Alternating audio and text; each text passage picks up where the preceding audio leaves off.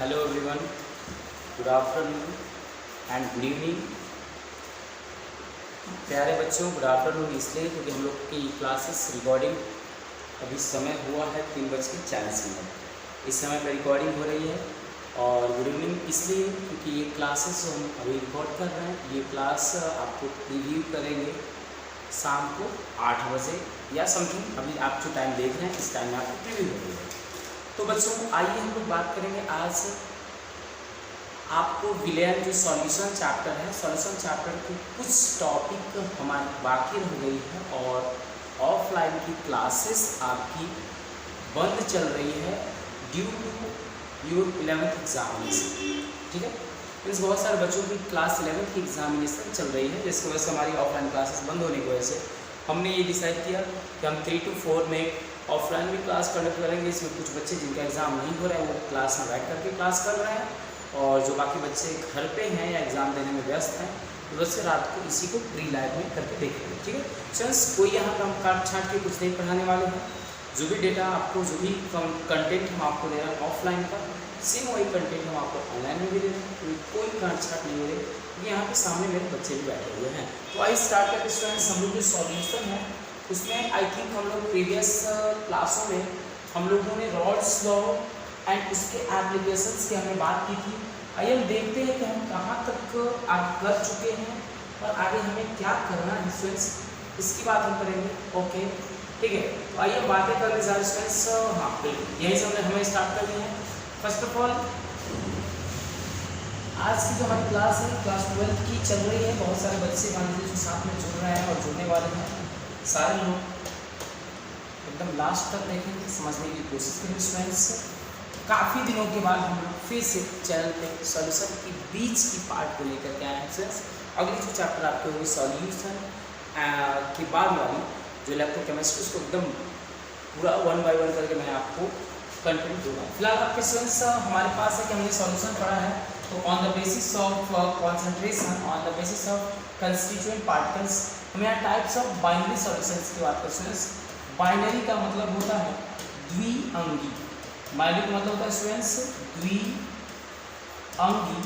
तो द्विअंगी सॉल्यूशन का मतलब होता है विलयन। तो हमारी बात हुई क्या कि जो एक टाइप्स ऑफ सॉल्यूशन लिखा है इसका हिंदी हो जाएगा द्विअंगी विलयन के प्रकार। तो आप सुने होंगे कि हम लोग जब भी किसी इंग्लिश वर्ड को ट्रांसलेट करते हैं तो एक बार पीछे से लेते हैं, उसके बाद हम लोग आगे से लेते हैं। मीन्स से हम लोग बात करें अगर यहाँ पे, तो हम लोग बोलेंगे द्विअंगी विलयन के प्रकार का मतलब हो जाएगा आपका कि जो आपकी द्विअंगी विलयन है उसकी प्रकार कैसी होगी। तो यहाँ हम लोग पूरा हमारा ये टॉपिक का हेडिंग हिंदी होगा द्विअंगी विलयन के प्रकार। तो आइए बच्चों हम जानना चाह रहे हैं द्विअंगी विलयन है, उस द्विअंगी विलयन की प्रकार जो है कौन कौन सी होती है उसकी बात हम करने वाले हैं। तो आइए आपको मैं बता दूँ, द्विअंगी बाइनरी, बाइनरी का मतलब होता है बाइनरी और द्विअंगी, इसका मतलब होता है कि जो कम से कम और 2 कंस्टिट्यूएंट पार्टिकल्स मीन्स 2 कंस्टिट्यूएंट से मिलकर के बने हुए सॉल्यूशन को द्विअंगी करते हैं, मतलब 2 अवयव से मिलकर के सॉल्यूशन को विलयन करते हैं। तो आइए इसकी हिंदी बात करते हैं स्टूडेंट्स।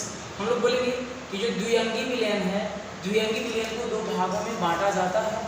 द्विअंगी विलयन जो आपकी 2 भागों में बांटी जाती है, एक का नाम हम लोग देते हैं आदर्श विलयन, जिसे हम लोग कहते हैं बच्चे आइडियल सॉल्यूशन। एक को हम लोग कहते हैं आइडियल सॉल्यूशन, एंड बच्चे दूसरा जो होता है आपका non ideal solution, ideal solution. ये 2 आपके आदर्श विलयन और अनादर्श विलयन, ये द्विअंगी विलयन के 2 प्रकार होते हैं। इसको अंग्रेजी में आइडियल सॉल्यूशन और नॉन आइडियल सॉल्यूशन कहा जाता है। आई होप आप सारे बच्चों को ये चीज़ें समझ में आ रही होंगी, आइडियल क्या है और नॉन आइडियल क्या है, इसकी बात मैं करूँगा, इसे डिफाइन करूँगा स्टूडेंट्स। आपको बिल्कुल पैनिक होने या वरी होने की ज़रूरत नहीं है। तो आइए हम बात करते हैं कि जो आदर्श विलयन है वो किसे कहते हैं और अनादर्श विलयन है किसे कहते हैं। आई होप बच्चों का लिख करके हो गया होगा, और वो अपने जो भी बच्चे बैठे हुए क्लास में वो थोड़ी सी क्या करें, वो लिखते चलें, और मान लीजिए जहाँ भी थोड़ी बहुत चीज़ें होंगी वहाँ भी देखते चलें। ओके, तो चलिए बात करते हैं स्टूडेंट्स आइडियल और नॉन आइडियल।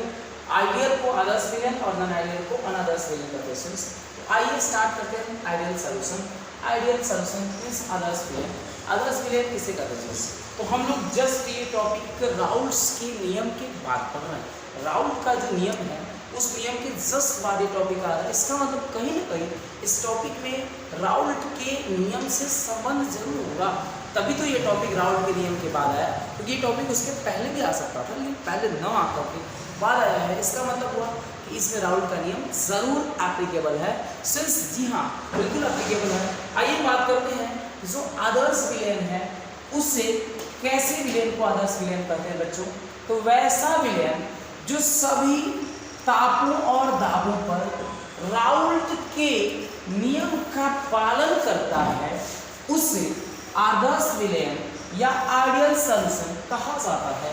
मीन्स वह विलयन जो सभी तापों और दाबों मीन्स ताप और दाब के किसी भी कंडीशन पर, किसी भी नियम और शर्त पर वह विलयन जो राउल्ट के नियम का पालन करता है उसे हम लोग क्या कहते हैं भाई?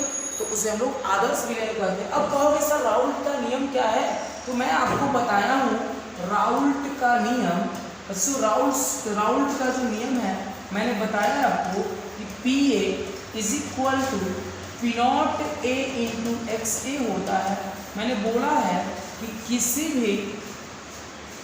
भी अवयवी पदार्थ चाहे वो विलेय हो या विलायक हो, उसकी शुद्ध अवस्था का जो वाष्प दाब हो रहा है, ये वाष्प दाब आपका जो है वो क्या हो रहा है? तो विलयन में उपस्थित उस पदार्थ के मूल अंश के समानुपाती होता है, ऐसा हम लोग पढ़े हैं। तो PA is equal to P nought A into X से होता है बाबू, जहाँ पे A आपका विलेय हो जाए। और अगर हम बात करें अकॉर्डिंग टू राउल्ट्स लॉ तो PV is equal to P nought B into X भी हो जाएगा। जैसे ही P nought B into X भी होगा बच्चों, आपका यहाँ से हम लोग पढ़े हैं PT is equal to P nought A into XA और PT is equal to P nought A। इतना नहीं करेंगे, डायरेक्ट PA प्लस PB लिख देते बच्चों।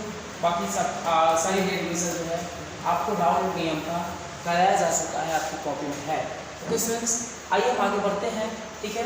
अगली जो हमारी बात होने वाली राउल्ट्स के नियम पे, मान लीजिए हम लोग बात करते हैं मेरे बच्चों कि अगर आपके पास कोई आदर्श विलयन है, यदि आदर्श विलयन दो घटक जिससे मिलकर विलयन बने होते हैं। हमारे आदर्श विलयन है जिसमें दो घटक हैं, एक घटक का नाम आपका क्या है A और दूसरे घटक का नाम आपका B है। A और B दोनों एक दूसरे से मिलकर के अगर बने हैं तो हम ये कहेंगे, मान लीजिए सपोज करते हैं कि ये आपके कोई विलयन है या विलयन नहीं है। अगर मान लीजिए कि हम अलग अलग बात कर लेते हैं बच्चों, ध्यान से देखिएगा, काफ़ी इंपॉर्टेंट बातें हम समझाने जा रहे हैं आपको। अब यहाँ समझ लीजिए थोड़ी सी बात, उसके बाद ही पूरा चीज़ें आप ध्यान लगाएंगे।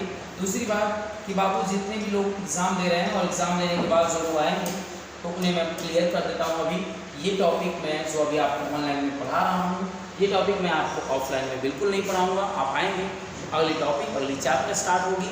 सो इस चैप्टर की जो टॉपिक मैं पढ़ाऊँगा उसका आप प्रॉपरली नोट्स बनाते चलेंगे बच्चों, क्योंकि हमारे पास इतना टाइम नहीं होगा कि हम लोग एक ही चीज़ को बार बार रिपीट करेंगे। तो हमारे और भी सिलेबस देखनी है और सबसे ज़्यादा जो ब्रॉड एक्सरसाइज है वो करते जाएंगे। फिलहाल देखिए ये जो हमारी आदर्श विलयन की जो कंसेप्ट है, इसमें दो घटक जिससे मिलकर के विलयन बने हैं, एक A है दूसरा B है। मान लीजिए कि हम व्हाइट वाले को A बोल रहे हैं बच्चे और जो हमारा येलो वाला है उसको हम B बोल रहे हैं। अब कहा जाता है कि आदर्श विलयन की स्थिति में A के बीच में, B के बीच में या AB के बीच में, मतलब समझिए कि A के बीच का मतलब वाइट उजले जो स्क्वायर दिख रहा है इनके बीच का, या अगर बोले कोई कि B के बीच में मतलब ये येलो के बीच में, या कोई बोल रहा है कि AB मतलब वाइट और येलो के बीच में जो आकर्षण बल होता है ये समान होता है। मतलब हम कह रहे हैं, हम अगर ऐसा बोल रहे हैं कि ये वाइट वाला स्क्वायर है और ये वाइट वाला स्क्वायर, अगर इन दोनों के बीच में, दोनों कणों के बीच में जो क्या आकर्षण बल है, सेम जितना यहाँ लगेगा उतना ही आकर्षण इन कणों के बीच लगेगा। जो B कण है इन कणों के बीच में उतना ही आकर्षण लगेगा। और बच्चे इसके अलावा जो आपके ये कण हैं जो आप देख पा रहे हैं, ये A का कण है और ये B का कण है, तो A के बीच में लगने वाला आकर्षण, B के बीच में लगने वाला आकर्षण या AB के बीच में लगने वाला आकर्षण सभी के सभी एक समान होते हैं यदि विलयन आदर्श विलयन है। यदि विलयन राउल्ट के नियम का पालन करता है तो आदर्श है, और जब आदर्श विलयन है तो इस स्थिति में बच्चों इनके बीच का लगने वाला जो आकर्षण बल होगा एक समान होगा। स्टूडेंट्स आई होप आपको समझ में आया होगा। अगर समझ में आया है तो आगे बढ़ते हैं हम लोग। चलिए बताते चलिएगा। अगर देखिए करने का मतलब ये क्लासेस सर यहाँ आपको बताते चलना है, मैं कमेंट वगैरह करते रहना है कि ताकि सर हमें यहाँ प्रॉब्लम हुआ है, फिर हमें अगले दिन अगले टॉपिक में आपको और ब्रीफली डिफाइन करने की कोशिश करूँगा बच्चों। अब देखिए हम लोग बात करेंगे जो हमारी आदर्श विलयन है, हम लोग बातें यहाँ करेंगे कि किसी आदर्श विलयन की निम्न विशेषताएं होती हैं। मान लीजिए आदर्श विलयन है तो इसकी क्या क्या विशेषताएं हो सकती हैं इसकी बात करते हैं। मगर तो आदर्श विलयन में जो दोनों घटक होते हैं उनको मिलाने पर आयतन में कोई परिवर्तन नहीं होता है। बच्चे अगर मान लीजिए कि हमने बोला कि एक घटक A है और दूसरा घटक B है, तो इसको मिलाने से जो विलयन बनता है उस विलयन के आयतन में कोई परिवर्तन नहीं होता है बच्चों, ध्यान रखिए। इसीलिए कहा जाता है कि del V is equal to 0। मतलब मैं कहूँ कि डेल का मतलब होता है चेंज, डेल का मतलब होता है चेंज और V का मतलब होता है वॉल्यूम, इसका हिंदी होता है आयतन। तो आयतन परिवर्तन जो है यहाँ पर शून्य होता है, मतलब किसी तरह की कोई आयतन में परिवर्तन नहीं होती। Is that clear? अब आइए बात करते हैं, छोटा सा एक एग्जाम्पल लेकर के आते हैं। एक छोटा सा एग्जाम्पल उदाहरण है आपके लिए। उदाहरण के लिए अगर मान लीजिए 50 मिलीलीटर आप बेंजीन लेते हैं, यदि आपके पास 50 ml ऑफ बेंजीन है और 50 मिलीलीटर आपका टॉल्यून है, तो इन दोनों को जब मिलाएंगे आप तो जो विलयन बनेगा उसका परिणामी विलयन जो होगा उसका आयतन 100 मिलीलीटर होगा। मतलब मैंने बोला कि एक जो आपने बेंजीन लिया, उस बेंजीन का आपने कितना ml लिया भाई? 50 ml। एंड आपने टॉल्यून जो लिया, उस टॉल्यूइन का जो आपने लिया, टॉल्यूइन का जो आपने लिया वो भी 50 ml लिया। दोनों को मिला करके आपने विलयन बनाया। तो विलयन का जो परिणामी आयतन होगा, मीन्स विलयन का जो टोटल वॉल्यूम होगा वो बदलेगा नहीं, बल्कि क्या हो जाएगा? सेम हो जाएगा। उन दोनों के क्या हो जाएगा? योग के बराबर हो जाएगा। तो ये है हमारा पहली विशेषता आदर्श विलयन की। अब आते हैं बच्चों विशेषता नंबर 2 के ऊपर कि आदर्श विलयन की दूसरी विशेषता कौन सी है, दूसरी विशेषता क्या है। तो अब आइए दूसरी विशेषता की बात करें बच्चों, तो आदर्श विलयन की दूसरी विशेषता है कि दोनों घटकों को मिलाने पर एंथैल्पी यानी कि ऊर्जा में कोई परिवर्तन नहीं होता है। मतलब किसी भी विलयन में जो आदर्श विलयन होगा, उस आदर्श मतलब किसी भी विलयन का मतलब आदर्श विलयन की हम बात कर रहे हैं। जो आदर्श विलयन है तो वह विलयन जो राउल्ट के नियम का पालन कर रहा है, आदर्श है। जब आदर्श है तो उसमें दोनों घटक यानी कि विलेय और विलायक को जब मिलाएंगे हम तो उस समय एंथैल्पी में कोई परिवर्तन नहीं, एंथैल्पी में कोई परिवर्तन नहीं, नो एनी चेंज, इसमें कोई परिवर्तन नहीं। एंथैल्पी का मतलब होता है बच्चे ऊर्जा, इसमें कोई परिवर्तन नहीं होगा। अर्थात हम कहेंगे दोनों घटकों को मिलाने पर न तो ऊष्मा का अवशोषण होता है और न ही ऊष्मा का उत्सर्जन होता है। मतलब हम कहते हैं कि पदार्थ A एक विलेय है, यह पदार्थ क्या है भाई? यह पदार्थ आपका विलेय है, और जो ये दूसरा वाला पदार्थ है इसमें B, इसको हम लोग क्या कह रहे हैं? विलायक। तो इस अवस्था में इससे मिलने के बाद जो विलयन बनता है AB, जो विलयन AB बनता है, इस विलयन के बनने में न तो किसी तरह की कोई ऊष्मा अवशोषित होती है और न ही किसी तरह की कोई ऊष्मा मुक्त होती है। तो न तो ऊष्मा की आवश्यकता पड़ती है और न ही इसमें से ऊष्मा निकलती है। तो इस स्थिति में बच्चों यहाँ कहा जाएगा कि आपकी जो आदर्श विलयन की दूसरी विशेषता होगी कि दोनों घटक को जब मिलाया जाएगा तो यहाँ किसी तरह की कोई एंथैल्पी परिवर्तन नहीं होता है। मतलब हम कह सकते हैं कि एंथैल्पी परिवर्तन नहीं होने का मतलब है कि इसमें न तो ऊर्जा अवशोषित होती है और न ही इसमें ऊर्जा मुक्त होती है। और यहाँ जो ऊर्जा कहा जाता है, जो यहाँ ऊर्जा होती है, ये ऊर्जा जो होती है ऊष्मा होती है, ऊष्मीय ऊर्जा की बात होती है। तो आई होप आपकी दूसरी पॉइंट भी बच्चे समझ में आई होगी। ओके, अब इसके बाद में हम लोग देखें अगर बात कहा जाए तो ठीक है, ओके चल रहा है ऊपर। अगर हम लोग बात करें बच्चों तो यहाँ ऊष्मा का मतलब डेल H होता है, डेल्टा H जो है 0, क्योंकि यहाँ पे ऊष्मा जो हीट है आपका, अगर हम बात कर रहे हैं ये हीट है, डेल का मतलब चेंज हो गया और यहाँ H का मतलब हो गया हीट, तो हीट चेंज जो है 0 है, मतलब उसमें का कोई परिवर्तन नहीं हुआ। ओके बच्चे, अब आते हैं लोग यहाँ से अगली बात हम करने वाले हैं। देखिए हमारे पास अगली चीजें हैं कि उपरोक्त गुणों के आधार पर आदर्श विलयन की परिभाषा निम्न प्रकार से भी दी जा सकती है। पहले हम लोग आदर्श विलयन की परिभाषा यह दिए हैं कि सभी तापों और सभी दाबों पर कोई वह विलयन जो राउल्ट के नियम का पालन करता है उसे आदर्श विलयन कहते हैं, परिभाषा नंबर फर्स्ट। लेकिन अब कह रहे हैं कि विशेषता के आधार पर हम लोग जो ऊपर डेफिनेशन दिए थे आदर्श विलयन का, उसकी दूसरी परिभाषा दे सकते हैं। तो दूसरी परिभाषा क्या होगी, हम लोग बोलेंगे यहाँ पे कि ऐसा विलयन जिसमें विलेय और विलायक को किसी भी अनुपात में मिलाया जाता है, तो मिलाने पर विलयन के आयतन तथा एंथैल्पी में कोई परिवर्तन नहीं होता है। मतलब देखो मैंने क्या बोला, पहले हम लोग परिभाषा लिखे तब दो विशेषता, लेकिन अब जो हम आपको बता रहे हैं परिभाषा विशेषता दोनों एक ही में जोड़ रहे हैं। हम बोल रहे हैं कि वैसा कोई विलयन जिसमें विलेय और विलायक को मिला देते हैं सब, तो मिलाने पर उसके न तो आयतन में कोई परिवर्तन होता है और ना ही उसके एंथैल्पी में यानी कि उसके ऊर्जा में कोई परिवर्तन होता है बच्चों।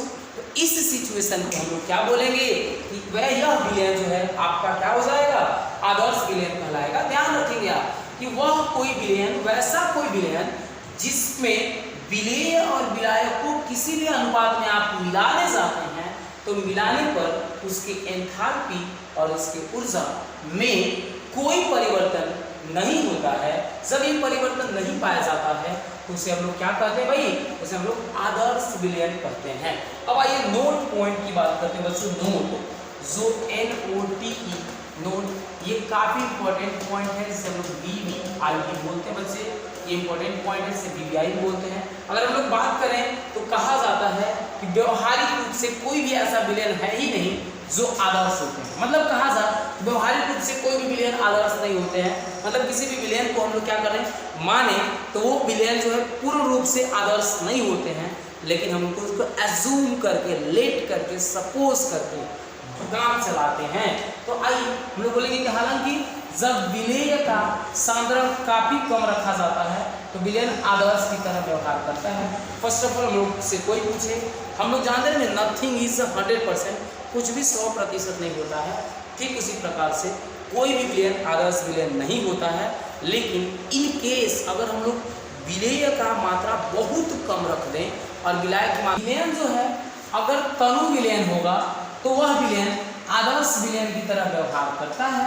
मतलब बच्चे ये कहा जाए कि वह विलयन जिसमें विलेय की मात्रा काफी कम होती है वह विलयन तनु विलयन होगा, और जब तनु विलयन है तो वह आदर्श की तरह व्यवहार करेगा। एक छोटा सा क्वेश्चन पूछता है आपसे कि वह कौन विलयन है जो आपको आदर्श की तरह व्यवहार करता है, तो ऑप्शन देता है तनु विलयन, सांद्र विलयन, दोनों या इनमें से कोई नहीं।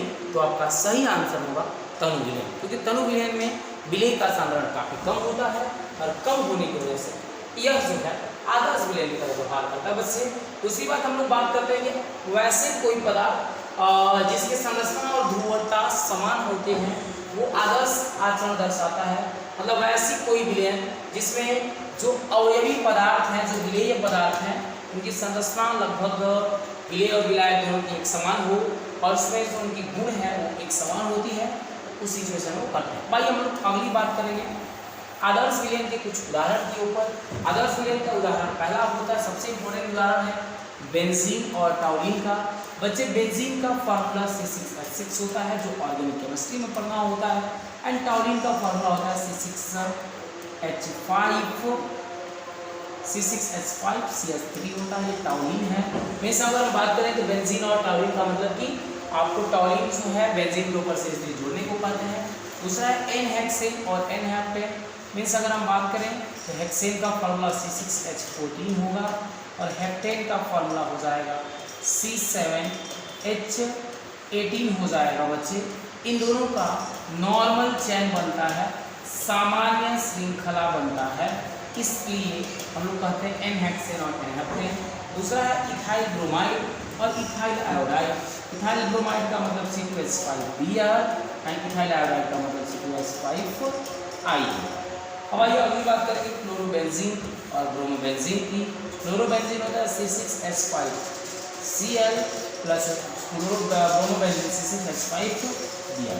ये चार जो है काफ़ी इंपॉर्टेंट उदाहरण है अदर्स विलेन के, इसको आप नोट डाउन कर लेंगे एंड आगे बढ़ते हैं। वो है बच्चे अगली बात जो हमारी है, ये बातें हम पहले से कॉपी में आपको कराए हैं, बस हम यहाँ थोड़ा सा ग्राफ ड्रॉ करेंगे राउल्ट के नियम से आदर्श विलयन का, और उसके बाद हम लोग आगे बढ़ सकते हैं। वैसे आदर्श विलयन की अगर हम बात करें तो हमने आपको पढ़ा रखा है कि आदर्श विलयन का जो वाष्प दाब है vapour pressure of hydrogen solution, तो अगर हम राउल्ट के नियम को लेते हैं तो इसके अनुसार हमारा दो अवयव, एक अवयव ए और दूसरा अवयव बी, अगर आदर्श विलयन की बात करते हैं तो ये निम्न संबंधों को हम व्यक्त करेंगे। जैसा कि हमने पी बराबर P not a into x से पढ़ाया है आपको, इसको समीकरण 1 मान रहे हैं हम। दूसरा हमने पढ़ाया P B is equal to P nought B into X B, इसे हमने क्या मान लिया, समीकरण 2 मान लिया। और हम यहाँ कह रहे हैं, हमने बोला है पहले से, आपको पहले से आपकी कॉपी में हमने लिख रखा है भाई कि यहाँ पर पी नॉट ए घटक ए का शुद्ध अवस्था में वाष्प दाब है और पी नॉट बी घटक बी का शुद्ध अवस्था में वाष्प दाब है, ये पहले से कराएं आपको। तो अब इसके आधार पर हम लोग क्या करते हैं, एक छोटा सा ग्राफ ड्रॉ करते हैं बच्चे, छोटी सी ग्राफ खींचते हैं। हम लोग बोलेंगे कि दोनों समीकरण का जो दोनों समीकरण जो मूल बिंदु से गुजरने वाली है, जब गुजरने वाली होती है तो एक सरल रेखा में हमें एक सरल रेखा के रूप में y is equal to mx plus C, Y is equal to mx plus C, मतलब स्ट्रेट लाइन का हमें एक ग्राफ मिलता है। इस ग्राफ को हम लोग अभी देख लेते हैं। ये आदर्श विलयन का जो ग्राफ है बच्चे, ये graph as it is same to same, as it is आदर्श विलयन की जो ग्राफ है as it is same to same, जो राउल्ट नियम का, जो राउल्ट लॉ का ग्राफ आपके कॉपी में मैंने ड्रॉ कराया है, सेम वही ग्राफ यहाँ भी ड्रॉ होने वाली है। क्योंकि हम लोग यहाँ बात करेंगे, पहले मान लीजिए एक अवयव के लिए ये बात करेंगे हम यहाँ बात करेंगे कि यहाँ से स्ट्रेट लाइन ये मिलेगा आपको, और दूसरा एक और हम ड्रॉ करेंगे तो यहाँ से एक हमें आपको कुछ ये मिलेगा, इसमें कि ये जो आप सामने वाला देख रहे हैं इसको हम थोड़ा सा रिलीज कर रहे हैं क्योंकि हमें स्ट्रेट लाइन पूरा स्ट्रेट लेना है। तो ये वाला हमने आपको पढ़ाया है, यहाँ पे मैंने बोला था x is equal to 1, X B is equal to 0, X B 1 और एक्स ए 0। इसमें हमने बोला था ये जो है आपका किसका है भाई, तो ये आपका किसका है, तो पी ए का नहीं है बल्कि किसका है, पी बी का है, और ये वाला जो है किसका है भाई, तो पी ए का है। क्योंकि देखिए एक्स ए 1 से कहाँ से आ रहा है 0, मतलब 1 से 0 डिक्रीज कर रहा है।